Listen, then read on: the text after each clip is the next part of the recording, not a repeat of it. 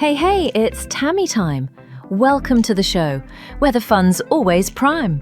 I'm your host, Tammy Hernandez, and I'm here to bring the heat, with conversations that sparkle and energy that can't be beat.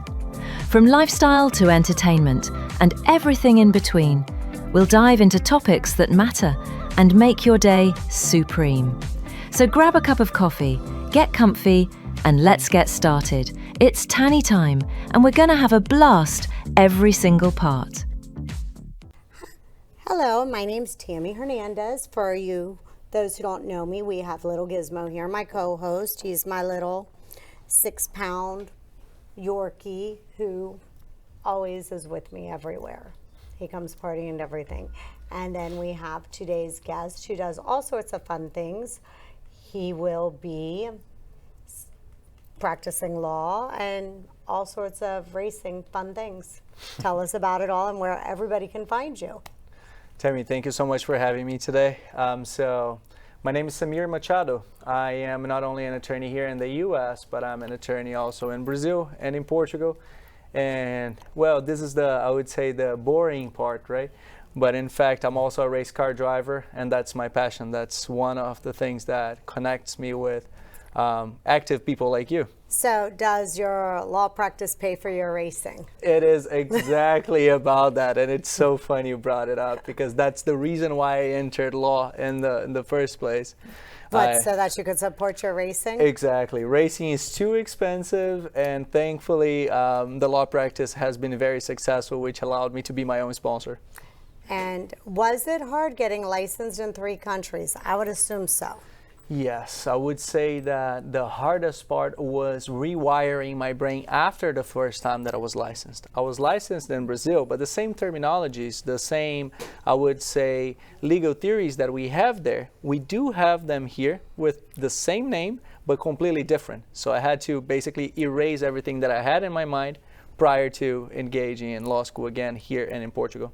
Well, because like in other countries, like in the U.S., we have a notary, which a notary is an easy thing, but you all have notarians, which are basically attorneys who have to sign off on documents versus you just bring us a little certificate and us doing it, because it's like a 10-hour course. Yes, I mean, and this minutia, right, is the type of things that most of the people, they don't see. They believe just because you're an attorney abroad, you will be able to practice law here. No. And instead, you have to go through law school all over again. Do it in a separate language and sit for the bar as if you were any other law student. So wait, you had to go to law school in the U.S. and also Portugal? So Portugal I didn't have to go through. I just had to pass a series of scrutiny. But I had to go through law school 5 years in Brazil, then 3 years here in the U.S. Okay. Do it all over again. Did you do it in Florida or where? I did here in Florida. I went first to University of Miami, where I started my master's, but ended up transferring to the doctorate at Nova.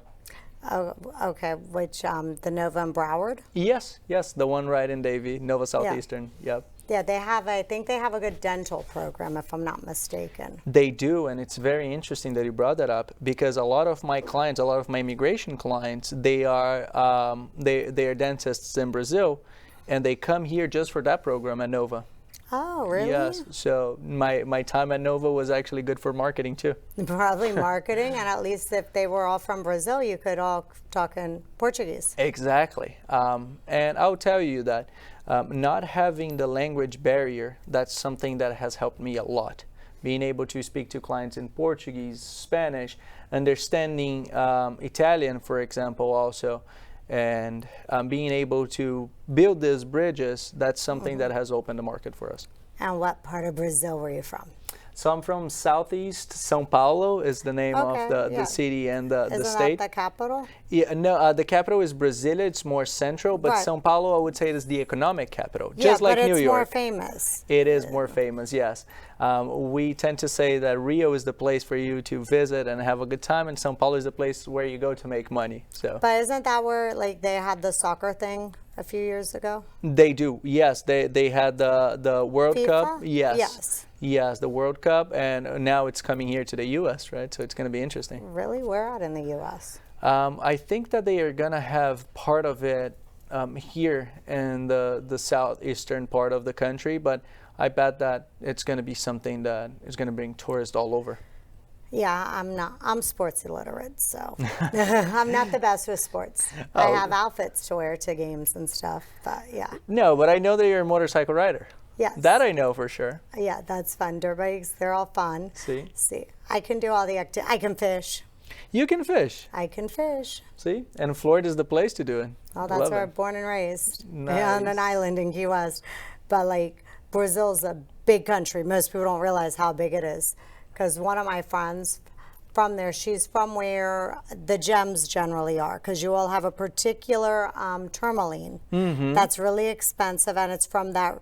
It's named after that region, but it's a pretty turquoise color, and it's one of the most expensive stones in the world. I forget the exact name. I can look it up later. But it's really, really pretty.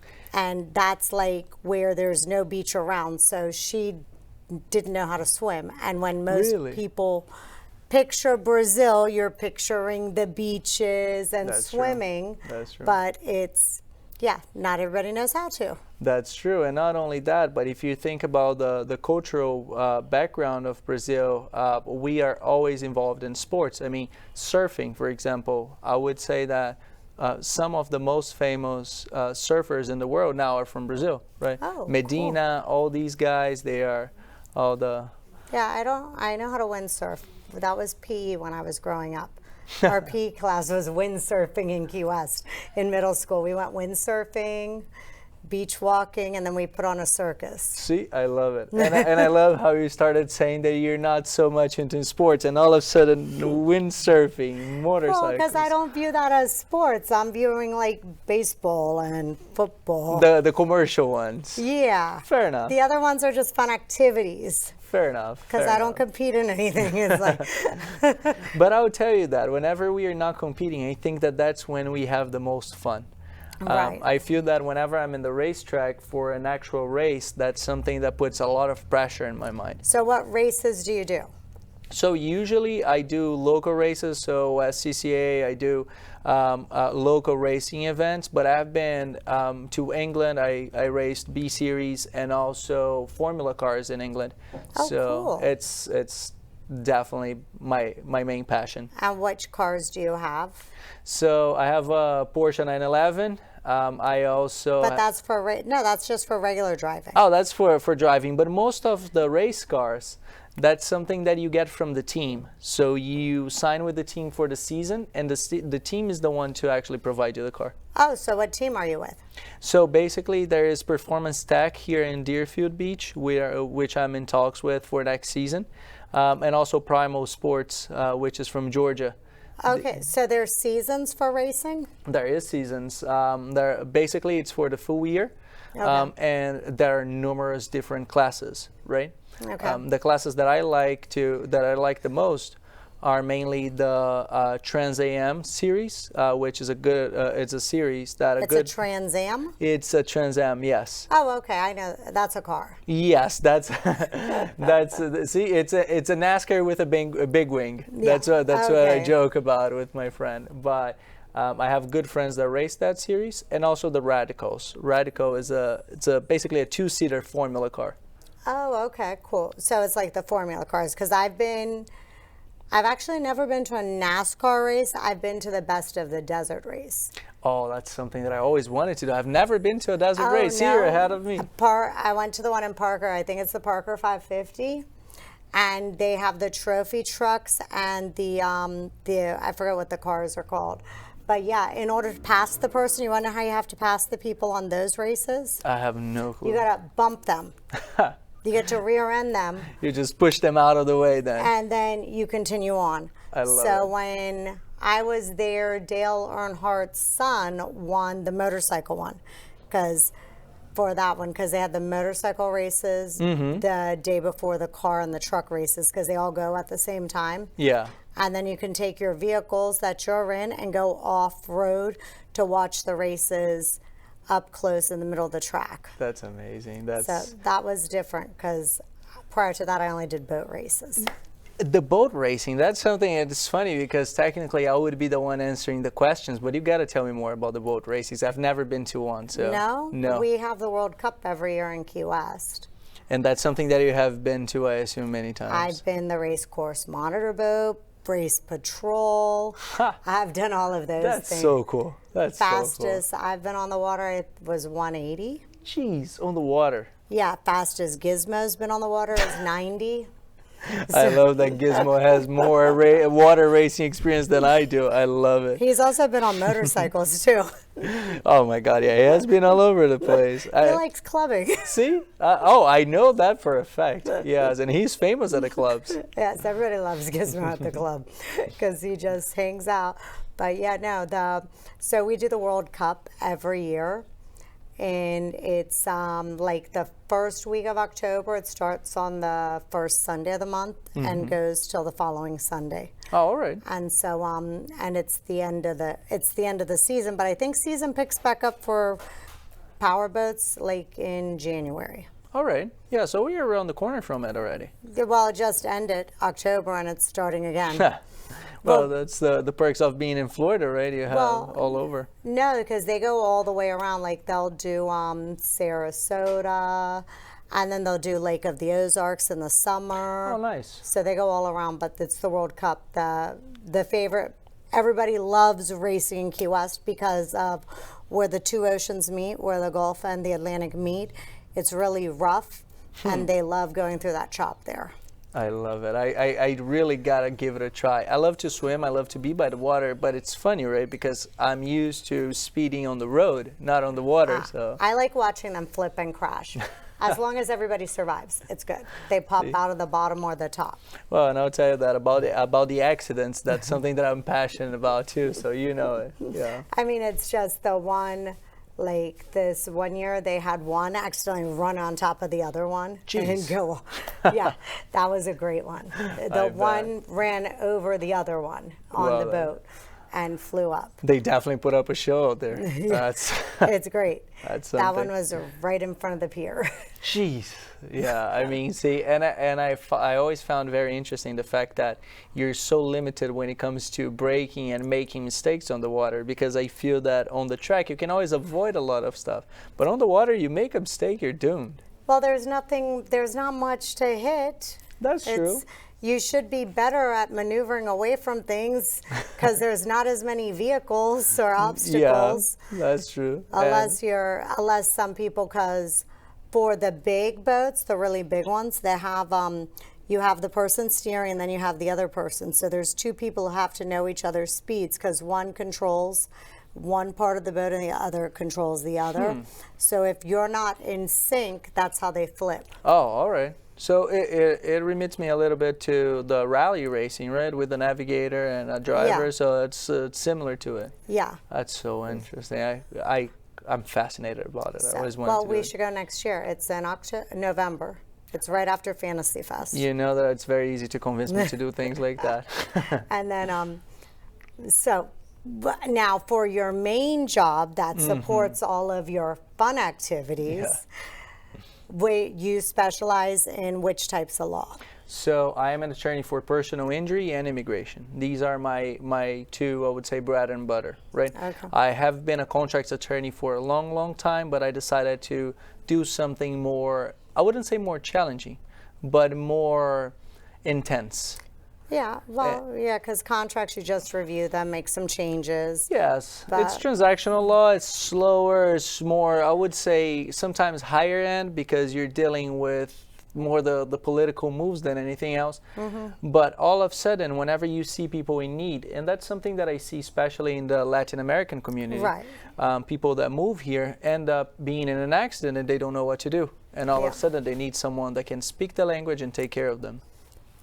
Oh, they don't know what to do when they get into an accident? They don't, and it's... First thing you never do, you don't call your insurance company, you call an attorney. Yes. Because if you call your insurance company, they work against you. Exactly. Most people think, oh, my insurance, I pay for it, it's my friend. No, it's a money machine. Nope. They're a business, they're trying to make money and give you the least and drag it out the longest. See, I love that you understand the whole process already, and that's exactly what happens.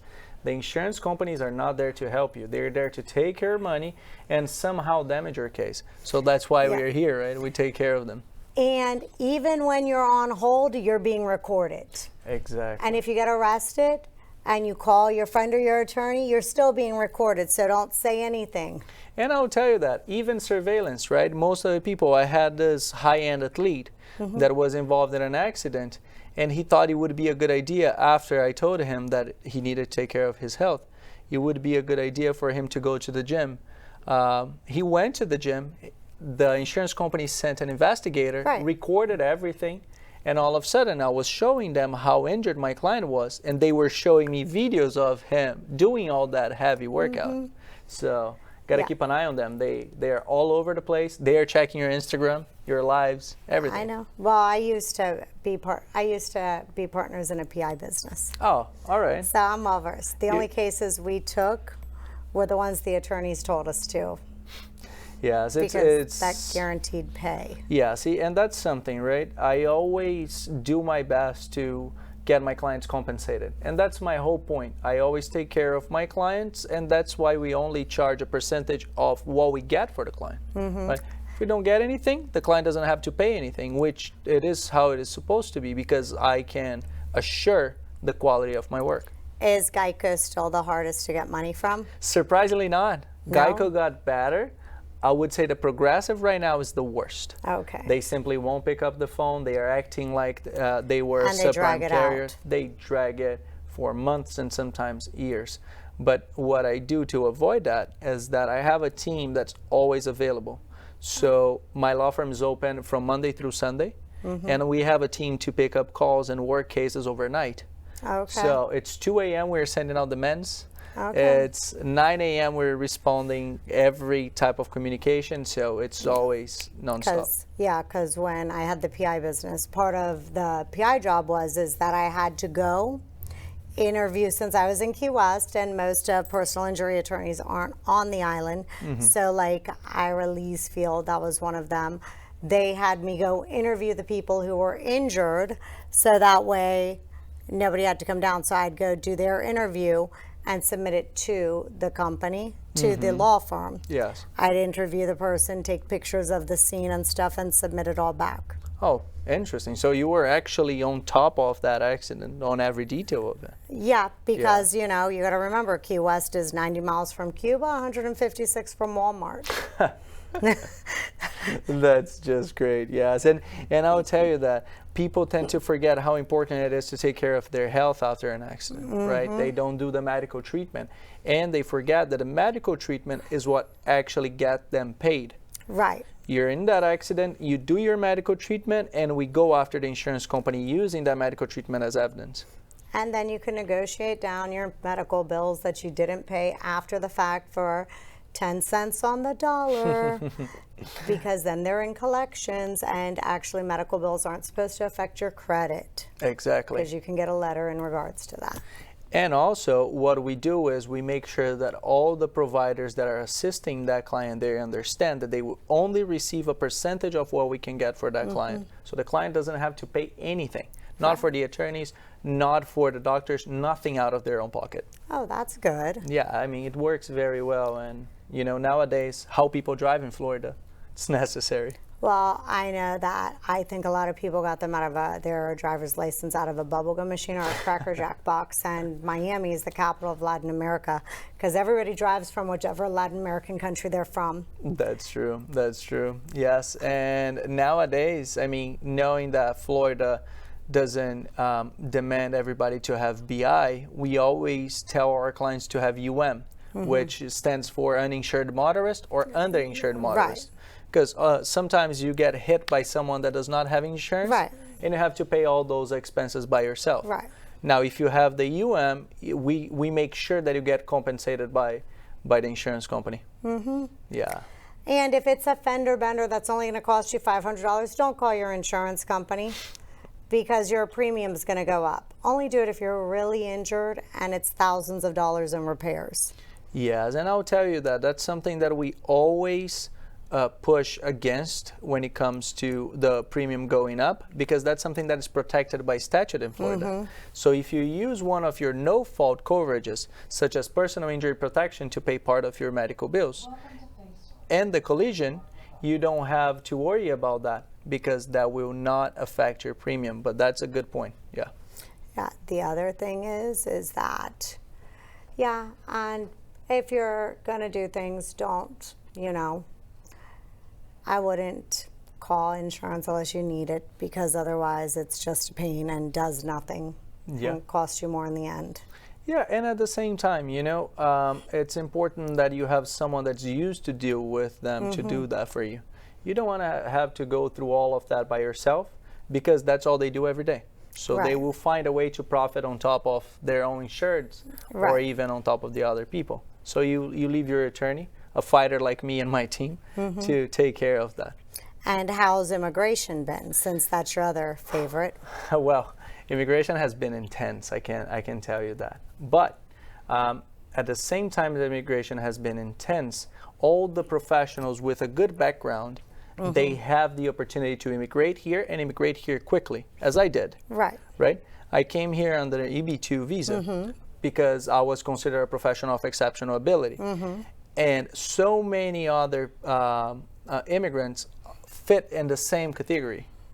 All we need to do is to actually analyze that profile, which we do for free. So the client can give us a call, can schedule an appointment with one of my attorneys, or even myself, depending on the day.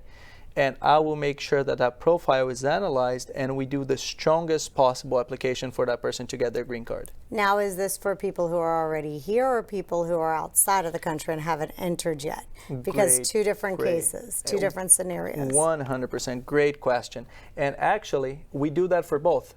So we serve clients that are all over the world. So I have clients in Portugal, in Spain, in Brazil, in all the countries that you can imagine. And we serve these clients, but also if someone is already here, they give me a call and say, oh, I have been in the country for X, Y, and Z days, and I need your immigration assistance. My team is ready to help too.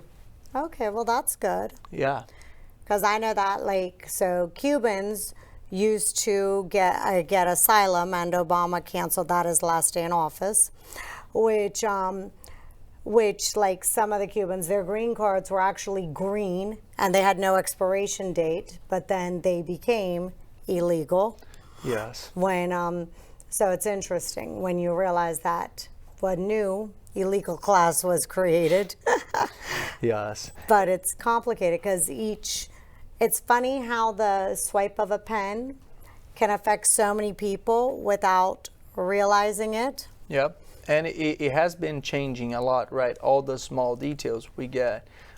For example, a new disease that was implemented now, that obesity is a disease that is considered a hindrance for someone to obtain a green card. So that's, the details that most of the public don't know about. Yes, that was just signed. Obesity? Yes. What is considered obese? Exactly. So that's what I want to know. What is considered obese? Yes, and so far we have been waiting for the text of the law to actually pass. Oh, so we don't know what it is. We don't know just that. yet, yes, but the Department of Health will tell us exactly what it is and what is not. But a bunch of other diseases are considered a hindrance to enter U.S. Mexico, I think, finally beat the U.S. in obesity, so they beat us at something, They worked very hard to beat us. I bet. That can be easy, but still, that's great. That's great. But see, the details that have nothing to do with immigration, and still they affect the immigrants. And that's so what are the other diseases? So, for example, STDs, some of the STDs are a hindrance for someone to obtain a green card. Also tuberculosis, things in that sense. But, okay, so if you're coming from, say, Spain, because each country has its own rules. So in Spain, there's no obligation to report if you have one. So how do we know they have them for it to be a hindrance? That's a great question. To obtain a green card, you need to do a battery of tests. Actually, physical tests, which will include blood tests, urine, everything. So these lab tests that you go through, they will diagnose you with whatever diseases are blocked. So, okay. Yes. That's good to know. And even vaccines. Some of the vaccines that other countries don't find mandatory, they are mandatory in the U.S. and you need to take it. Because we're the most vaxxed and we're the most sick. So I will say that one. Yeah. I mean, what, you vaccinate a baby for a hepatitis within 24 hours of birth and it has mercury in it? Oh, gee, that sounds like a good idea. What's the statistic of my newborn getting a hepatitis? Oh. And at the same time, we got to remember who is actually lobbying for those laws. I know, because out of the top 20 lobbyists for Congress, first six are all pharmaceutical companies. But Yep. now you've got to tell us where to find you. Perfect. So that's easy. My name is Samir Machado. If you Google my name, and that's the blessing of having such a specific name. If you Google my name, my face will pop up right away. But my Instagram is Attorney Machado. Once again, easy. I'm an attorney. I'm Samir Machado. I'm a race car driver, but still, the attorney is the biggest part. And then your email address. My email address, it is samir@MachadoGlobalLaw.com. And the global law, you remember that is because of all the countries that I advocate for. And thank you for joining us today on Tammy Time, and hope you all listen in soon. Share, like, follow on all platforms. And Gizzy says night-nights. As we wrap up today's show, I want to thank each and every one of you for being part of the Tammy Time community. I'm so grateful for the conversations we've had and the stories we've shared.